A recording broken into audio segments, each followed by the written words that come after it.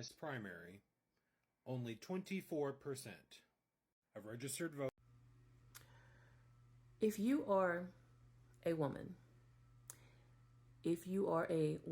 or a man, and you are in a community that previously was not permitted to vote, if you are a white male that does not own land, I want you to ask yourself this question.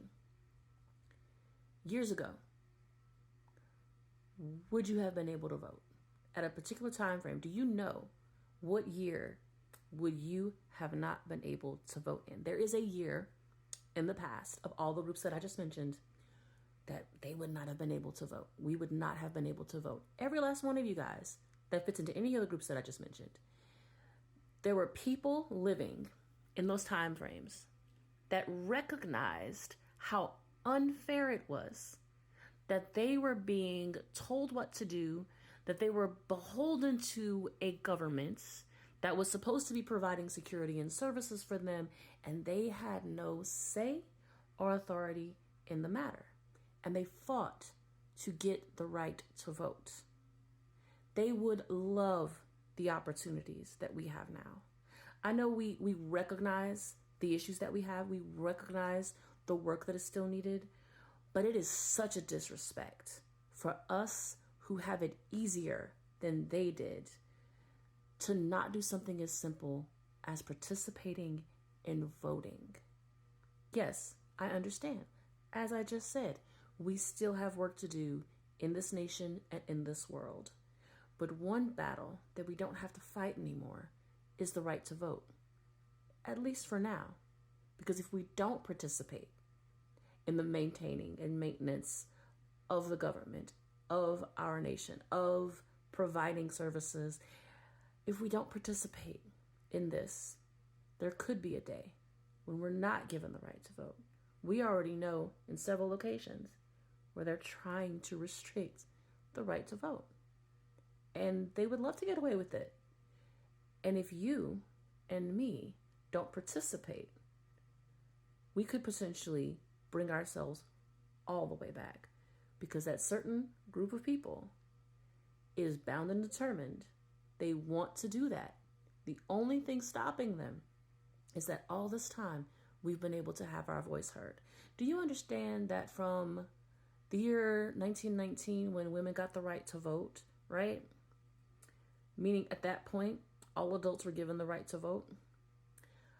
And up until, I want to say it was 1964, 65, excuse me for not pulling out years right now, that African Americans were stuck with those ridiculous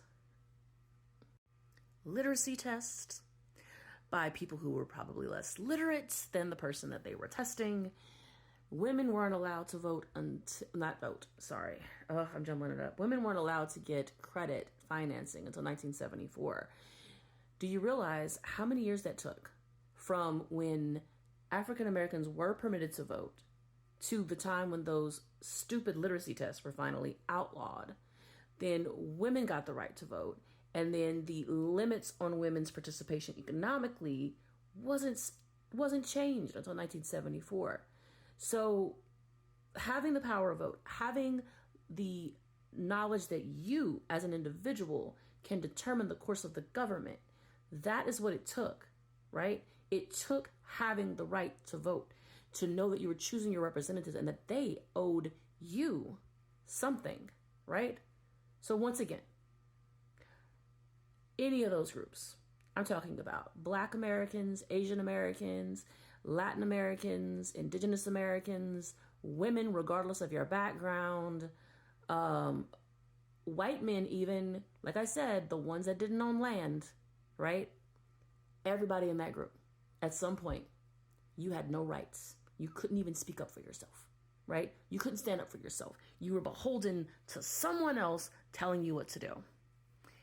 And the only thing that you have to do to maintain that, at the bare minimum, is show up and vote. So if you're hearing me, if that hits you in your gut, you might want to get to the polls. I know that the discussion he was having was just about the primaries, but check out the voting turnout for the previous election, it still wasn't enough people.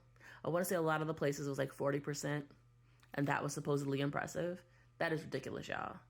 That doesn't make any sense, because that means that 40% of people are deciding the course of action for the other 60%. You know what? I don't know about you, but I don't want to allow 40% of the people to tell the rest of us what to do. I don't want to just not be participating in the course of our nation. So there you go. Bare minimum, I want you to think about that.